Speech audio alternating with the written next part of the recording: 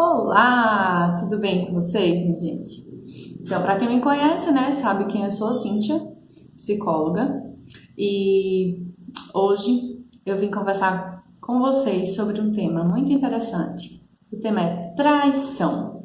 Essa semana eu coloquei uma caixinha de perguntas perguntando: você perdoaria uma traição?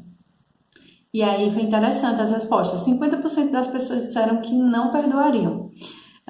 E apenas 12% disseram que sim. As outras pessoas ficaram divididas em 22% responderam não sei e 16% responderam talvez. E aí eu queria trazer um questionamento hoje para a gente. Será que o amor é capaz de superar uma traição? E para começo de conversa, a gente precisa entender o que é traição. Eu já queria começar perguntando a vocês. Vocês acham que traição é apenas o contato físico com outra pessoa, né? O contato afetivo, sexual? Ou vocês acham que o envolvimento sem o contato físico seria também uma forma de trair? Como, por exemplo, nas redes sociais. Ele se envolveu com uma pessoa e está ali conversando apenas. Você consideraria isso uma traição? Responde lá nos comentários, tá? Eu quero ver a resposta de vocês. A gente tem que entender que numa traição existe a quebra de vários sentimentos e de várias coisas que estão subentendidas no relacionamento, como, por exemplo, a confiança, o respeito, a admiração, a autoestima, a parceria. Então, quando acontece uma traição, isso fica quebrado, fica fragilizado, né? E aí essa relação, ela tende a não estar boa e não ficar boa a partir do momento que a traição acontece, porque ressalta muitos sentimentos ruins que são contrários desses que eu acabei de citar. Então, a traição é um ponto de partida para que a relação ela seja revista. Se o casal ou uma das partes identifica que é algo que é insuperável, então isso significa que não vale a pena tentar. Porém, se o casal identifica que revisou tudo, né? Viu, colocou, pesou na balança, toda a história, tudo aquilo que vocês construíram juntos, tudo aquilo que vocês viveram, se vale a pena ainda, então é preciso tomar alguns cuidados a partir desse momento, certo? E aí a primeira coisa que precisa ser vista é: existe sentimento? O amor ainda existe nessa relação? E de ambas as partes, porque não adianta ser apenas de uma das partes, porque a gente tem que entender o seguinte: aconteceu a traição e tem que entender que a traição é uma questão de escolha. Ninguém cai de paraquedas e de repente estou traindo a minha parceira ou o meu parceiro, né? Então é uma questão de escolha. A pessoa em algum momento decidiu trair, né? Decidiu, talvez não tenha saído de casa, eu vou trair hoje, mas acabou se envolvendo em uma relação que em algum momento poderia ter dito não, mas disse sim. Então, se é uma questão de escolha, a pessoa teve alguns motivos que levassem aquilo a acontecer. Porém, uma coisa é acontecer apenas uma vez, outra coisa é ficar acontecendo várias vezes. Que a gente precisa entender que tem pessoas que têm no seu caráter, né, essa coisa de trair como um vício, uma traição esporádica ou uma pessoa que vive traindo. A pessoa que vive traindo, provavelmente ela não vai mudar, né? Ela vai continuar tendo essa postura porque está no seu caráter. Mas a pessoa que aconteceu, o relacionamento que aconteceu uma vez, e você está diante dessa situação e está pensando na possibilidade de querer refazer as coisas, aí é disso que nós vamos tratar, certo? Porque assim, todos nós estamos propensos ao erro, nós podemos errar. E o outro também pode ter uma segunda chance, levando em consideração todo o contexto desse relacionamento. Então, se você leva em consideração tudo que vocês construíram, tudo que vocês viveram, o que vocês estavam sonhando e planejando, e o sentimento que existe, e se verem que vale a pena, então vocês vão precisar de tempo, de investimento, sabe? E de muita disposição das duas partes para tentar resgatar isso. Então, exige muita maturidade das duas partes, porque não adianta estar dentro do relacionamento e não curar isso, e tá tendo sempre uma oportunidade de estar repassando, de estar passando na cara, de estar revivendo aquela situação. Então, precisa de maturidade, precisa de perdão. Realmente, traição é algo que traz muita dor. E você precisa viver a dor, sabe? Você precisa viver os sentimentos que estão ali naquele momento. E aí, para isso, também precisa expor o que está sentindo. Mas exige que você também exponha uma vontade, um desejo de perdoar para criar novas páginas nessa história. Se vocês ficarem o tempo todo cutucando as feridas, nunca vai cicatrizar. Então, e até mesmo, vou pontuar outra coisa aqui. Se vocês decidirem não ficar juntos, vocês precisam se perdoar, sabe? A pessoa que foi traída principalmente precisa perdoar para que ela não carregue isso para outros relacionamentos e ela consiga virar a página da vida dela, mesmo que a decisão seja não ficar junto. Então, perdoar no sentido de que você vai lembrar daquela situação, mas você não vai sentir tanta dor. E aquela situação também não vai refletir nas tuas decisões, nas tuas escolhas e na maneira como você se relaciona com outras pessoas. Então você precisa se livrar da mágoa, se livrar do trauma que aquilo te causou para poder tu viver bem. Então se vocês escolhem realmente retomar essa relação do zero, vocês vão precisar de perdão, né? E vão precisar também reavaliar como era esse relacionamento, porque pode ser que essa traição ela venha oriunda de uma falta de alguma das partes. Pode ser que o relacionamento entrou na rotina há muito tempo, no distanciamento, porque não significa que a gente está perto, que a gente está conectado com a outra pessoa. Então, pode ser que entrou na frieza, né, no distanciamento, e aí houve uma necessidade de uma das partes de ter alguém na sua vida, né, por uma carência, enfim, não que justifique, mas que a gente precisa entender a coisa no contexto todo. Outra coisa que acontece é que quando a gente é traído, a gente tem uma visão a respeito do outro que, fulano nunca vai ser capaz de fazer isso comigo. E aí, quando a traição acontece, existe uma estranheza de dizer, não, essa pessoa não é a pessoa que eu imaginei, né? Tem uma frustração de quem é o outro. E a gente tem essa tendência de depositar muito o que a gente deseja no outro. E às vezes o outro não é aquilo que a gente pensa, né?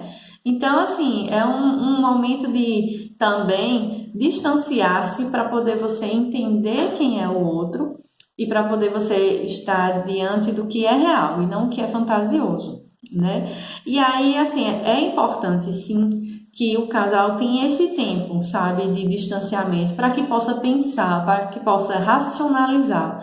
Porque no calor do momento, a gente costuma tomar decisões erradas. Então, nós precisamos nos afastar um pouco, pensar e depois disso juntar-se para colocar tudo em jogo, todos os pratos assim em cima da mesa, todas as questões.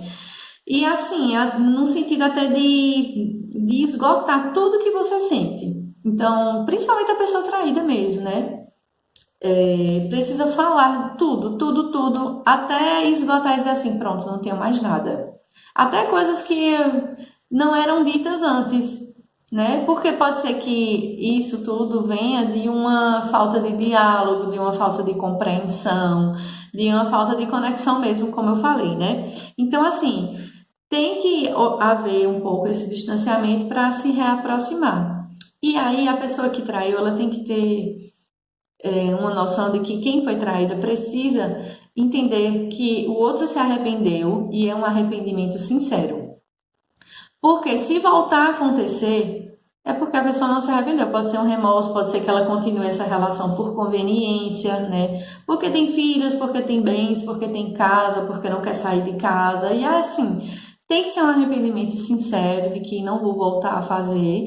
E aquela pessoa precisa reconstruir a confiança em você, né? Porque relacionamentos afetivos, eles englobam grande parte da nossa vida, do nosso investimento, dos nossos sentimentos.